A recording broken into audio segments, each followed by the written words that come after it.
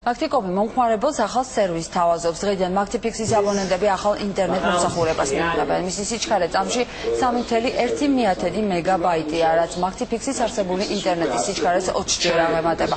ახალი ტექნოლოგიის გამოყენება სპეციალური მოდემის საშუალებით ხდება, რომელიც ნებისმიერ პერსონალურ კომპიუტერს უერთდება. მოდემის შეძენა Maktikomi-ს ყველა ოფისშია შესაძლებელი. მე ძალიან ამაყი ვარ დღეს, იმიტომ რომ Maktikomi-ს აქვს ახალი პროდუქტი აბონენტებისთვის. პირველად საქართველოში. ეს არის Maktipix-ი, მაღალ სიჩქარიანი, უსადენო ინტერნეტი. ეს არის ინტერნეტ ყველგან. სახლში, ოფისში და გარეთ.